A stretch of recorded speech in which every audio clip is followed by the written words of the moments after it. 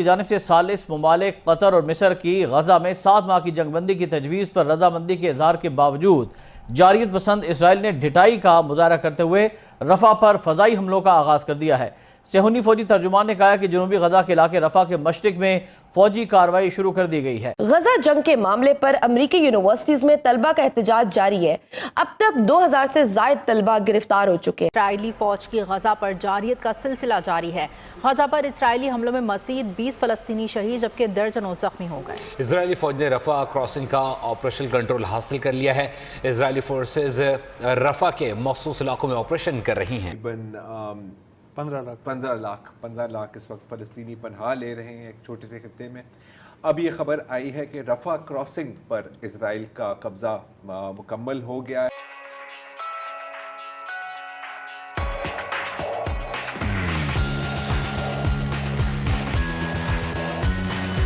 جنوبی علاقے رفح پر اسرائیلی فورسز کے زمینی حملے کی تصدیق کی ہے۔ صہیونی فوج کے ترجمان ابیخائی ادرائی نے ایک بیان میں کہا ہے کہ اسرائیلی فوج نے رفح کے مشرق میں حماس کے ٹھکانوں پر باقاعدہ حملے کا آغاز کر دیا ہے۔ دوسری جانب صہیونی وزیر اعظم کے دفتر نے کہا ہے کہ کابینہ نے رفح پر حملے پر اتفاق کیا ہے تاکہ صہیونی یرغمالیوں کی رہائی کے حوالے سے حماس پر دباؤ میں اضافہ کیا جا سکے۔ ناظرین، یاد رہے کہ غزہ میں صہیونی فورسز کی بربریت اور جارحانہ حملوں کے بعد 15 لاکھ افراد رفح میں اس وقت پناہ لینے پر مجبور ہیں۔ اقوام متحدہ کے ذیلی ادارے نے صہیونی حملوں پر تشویش کا اظہار کرتے ہوئے کہا ہے کہ صہیونی فورسز کے رفح پر حملے کی صورت میں لاکھوں فلسطینی شہید ہو جائیں گے۔ اقوام متحدہ کے سربراہ انتونیو گوتریش نے رفح پر ممکنہ صہیونی حملے پر تشویش کا اظہار کر دیا ہے اور اسرائیلی وزیر اعظم نیتن یاہو کے دفتر سے جاری بیان میں یہ بھی کہا گیا ہے کہ حماس نے قطر اور مصر کی جنگ بندی کی تجاویز کو قبول کیا ہے، وہ ہمارے مطالبات کے بالکل برعکس ہیں، اس لیے ثالثوں سے ملاقات کے لیے اپنا ایک وفد بھیجیں گے۔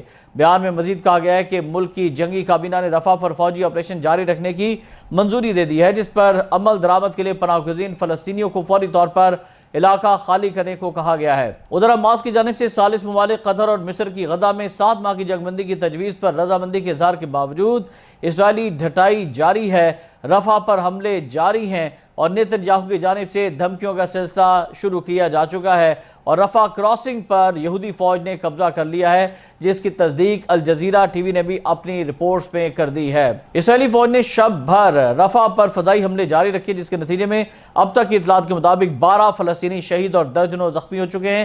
شہید اور زخمی ہونے والوں میں خواتین اور بچے بھی شامل ہیں۔ رفح پر یہ حملے حماس کے سربراہ اسماعیل ہانیہ کے قطر کے وزیر اعظم شیخ محمد بن عبد الرحمن الثانی اور مصری انٹیلیجنس کے وزیر عباس کامل کے ساتھ ٹیلی فونک گفتگو میں جنگ بندی کی تجویز کو قبول کرنے کے اعلان کے بعد شروع کر دیے گئے ہیں۔ دوسری جانب اسلامی جمہوریہ ایران نے غزہ پٹی میں نسل کشی کے خاتمے کے لیے پیش کردہ سیاسی تجاویز کو قبول کرنے پر مبنی حماس کے فیصلے کا خیر مقدم کیا ہے۔ ایران کی وزارت خارجہ کے ترجمان ناصر کنانی نے غزہ کی پٹی میں غاصب صہیونی حکومت کے ہاتھوں ہونے والی فلسطینیوں کی نسل کشی کی روک تھام سے متعلق پیش کی جانے والی سیاسی تجاویز پر حماس کے جواب کا خیر مقدم کیا اور استقامت کی سیاسی ہوشیاری کو اس کی جنگی طاقت کا ایک اور جلوہ قرار دیا ہے۔ انہوں نے مزید کہا کہ اسلامی جمہوریہ ایران غاصب صہیونی حکومت کے حملوں اور مظالم کی فوری اور پائیدار روک تھام، غزہ پٹی کے ظالمانہ محاصرے کے خاتمے، فلسطینی قیدیوں کی آزادی، غزہ پٹی سے غاصب اسرائیلی فوجیوں کے غیر مشروط انخلاء اور غزہ کی تعمیر نو سمیت ملت فلسطین کی تمام حقوق کی بازیابی پر مبنی تجاویز کی حمایت کرتا ہے اور اس رپورٹ کے مطابق حماس نے پیر اور منگل کی درمیانی رات جنگ بندی سے متعلق مصر اور قطر کی تجویز کو قبول کرنے کا اعلان کیا تھا۔ ادھر ناظرین، حماس کے نائب سربراہ خلیل الحیہ نے جنگ بندی کے معاہدے کی کچھ تفصیلات پیش کرتے ہوئے بتایا ہے کہ قطر اور مصر کی پیش کردہ تجاویز 3 مرحلوں پر مشتمل ہیں، جس میں غزہ سے صہیونی فوجیوں کا مکمل انخلاء، پناہ گزینوں کی گھروں کو واپسی اور قیدیوں کا تبادلہ شامل ہے۔ انہوں نے بتایا کہ قیدیوں کا تبادلہ 3 مرحلوں پر مشتمل ہوگا۔ خلیل الحیہ نے بتایا کہ معاہدے کے تینوں حصے ایک دوسرے سے جڑے ہوئے ہیں۔ انہوں نے کہا کہ دوسرے مرحلے میں صہیونیوں کی فوجی کارروائی اور جارحیتوں کا سلسلہ مکمل طور پر بند ہو جائے گا۔ انہوں نے زور دے کر کہا کہ اس وقت بال اسرائیل کے کورٹ میں ہے۔ حماس کے سینئر رہنما نے یہ بھی کہا کہ اس معاہدے کے تحت جنگ بندی، غزہ کے باشندوں کی وطن واپسی، امدادی کارروائیوں اور قیدیوں کا تبادلہ یقینی بن جائے گا۔ انہوں نے کہا کہ معاہدے کے پہلے مرحلے کے پہلے دن فوجی کارروائی کو عارضی طور پر بند اور آوارہ وطن فلسطینیوں کی بلا شرط واپسی کو یقینی بنانا ہوگا۔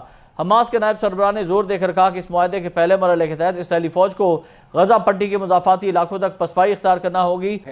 وہاں پر جو فوٹیج آ رہی ہے، وہاں پر ٹینکس گھوم رہے ہیں اور اس وقت ٹینکوں نے فائرنگ شروع نہیں کی، لیکن غزہ کی جو بھی وہاں پر نشانیاں ہیں اور جتنے بھی فلسطینی جھنڈے ہیں اس پر ٹینکس چل رہے ہیں ان کو اڑایا بھی جا رہا ہے، اور اگر آپ اس کی آڈیو ساتھ ساتھ سنیں تو وہ خوشی کے ساتھ ہنس بھی رہے ہیں اور چدا بھی رہے ہیں اور گا بھی رہے ہیں۔ اس کا مطلب ہے کہ اب پنجرہ مکمل طور پر بند کیا گیا ہے۔ یہ آخری کراسنگ تھی جہاں سے کچھ تھوڑی بہت امداد رفح میں پہنچ سکتی تھی۔ رفح کے جتنے بھی رہنے والے ہیں ان کو اب کہا گیا ہے کہ آپ یہاں سے نکل کر سیف ایریا میں جا سکتے ہیں، جو وہاں سے 6 گھنٹے دور ہے۔ رستے میں مائنز بھی لگی ہوئی ہیں، رستے میں اسرائیلی فوجی بھی ہیں، اور ہم نے 1000 بار دیکھا ہے کہ جو سیف ایریا ہوتے ہیں اسرائیل میں وہ اصل میں ڈیتھ ٹریپ ہوتے ہیں۔ سب سے انسیف ہوئی پہلے تو رفح بھی جو ہے وہ بھی سیف ایریا تھا، پہلے یہاں ایویکویشن ہوا، وہ بھی سیف ایریا تھا۔ اچھا، ابھی تک کیونکہ کئی بار کہا گیا ہے کہ یہ آپریشن شروع ہو گیا، عنقریب شروع ہوگا، کیونکہ نیتن یاہو نے 1000 بار بولا ہے کہ ہم کریں گے، اور بائیڈن نے 1000 بار بولا ہے کہ یہ ہماری ریڈ لائن ہے، لیکن وہ ریڈ لائن اصل میں ایک گرین لائٹ ہے۔ اگر آپ بائیڈن کا آج کا بھی بیان سنیں تو وہ ان کو نہیں روکنا چاہ رہا، وہ چاہ رہا ہے کہ اسرائیل اپنے ایجنڈے کو مکمل کرے ابھی تک، لیکن جو بفر ایریا ہے وہاں پر ہی ٹینکس آگے پیچھے جا رہے ہیں، ایک ماحول بنایا جا رہا ہے کہ وہ اندر جانے والے ہیں، عنقریب شاید وہ چلے بھی جائیں گے، لیکن نیتن یاہو کے انٹرسٹ میں ہے کہ وہ جتنا بھی اس چیز کو ڈیلے کر سکے، کیونکہ اس وقت بھی اسرائیل کی سڑکوں پر ہزاروں اسرائیلی نیتن یاہو کی حکومت کے خلاف مظاہرے کر رہے ہیں۔ تو نیتن یاہو کی جو کولیشن گورنمنٹ ہے اس میں یہ سوچ ہے کہ جب تک حکومت چلے گی تو جب تک جنگ چلے گی تو ہماری حکومت بھی چلے گی۔ اور اس کے دوران جو امریکہ نے جو بندرگاہ بنانے کا منصوبہ بنایا ہوا تھا وہ ابھی تک جاری ہے، اور بندرگاہ بننے بھی والا ہے۔ ٹھیکیدار بھاگ گیا ہے، ٹھیکیدار بھاگ گیا ہے، ہاں وہ پیمنٹ کا چکر۔ اچھا، نہیں وہ ابھی تک چل رہی ہے، لیکن یہ امداد کے لیے نہیں ہوگی، یہ وہاں سے فلسطینیوں کو نکالنے کے لیے ہوگی، I can guarantee that۔ لیکن جب ہم بات کرتے ہیں کہ رفح کے آپریشن کی، تو ہمیں یہ یاد رکھنا چاہیے کہ وہ آپریشن پچھلے 2 ماہ سے جاری ہے۔ فضائی بومبنگ ایک دن یا 1 گھنٹے کے لیے بھی نہیں رکی۔ صرف کل کی بات ہے کہ مشرقی رفح میں ایک پورے اپارٹمنٹ بلاک کو وہاں پر تباہ کر دیا۔ یہ اس کی تصویریں ہیں، وہاں پر کتنے لوگ مرے ہیں یہ ہمیں پتہ بھی نہیں ہے۔ یہ جو، اور اس کو کہتے ہیں فائر بیلٹس بنانا، تو ایک پورے علاقے کو تباہ کر دیتے ہیں، کہتے ہیں کہ جی اب یہ ہمارا بفر زون بن گیا ہے۔ اس بفر زون میں یہ چھوٹی سی بیبی بھی تھی، جس کی آپ یہاں پر دیکھ سکتے ہیں، ہم نے اس کو بلر کیا ہوا ہے۔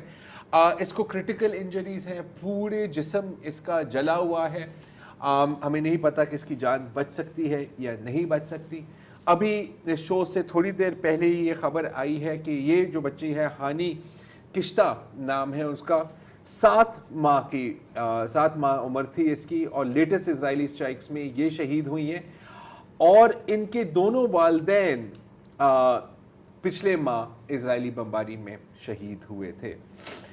کچھ والدین بچ گئے ہیں لیکن ان کے بچے نہیں بچے، جیسے کہ یہ جو فلسطینی فادر ہیں، یہ آخری بار اپنے بچے کو مل رہے ہیں، اس کو خداحافظ کا اسے الوداع کہہ رہے ہیں، اور بس کہہ رہے ہیں کہ کاش ہم بھی آپ کے ساتھ چلے جاتے۔ کچھ فیملیز ہیں ظاہر ہے جو ساتھ ہی شہید ہوئی ہیں، جیسے یہ ہے احمد حماد، ان کی اہلیہ اس تصویر میں نہیں ہے، اور یہ ان کے 4 بچے ہیں، اور یہ ایک ایئر اسٹرائک میں مارے گئے ہیں۔ اچھا، کچھ کو چن چن کے مارا جاتا ہے، جیسے کہ یہ ہے جانا سہیر مدی، 13 سال کی عمر ہے، اور اس کو نشانہ بنا کر ایک اسرائیلی سنائپر نے قتل کیا ہے۔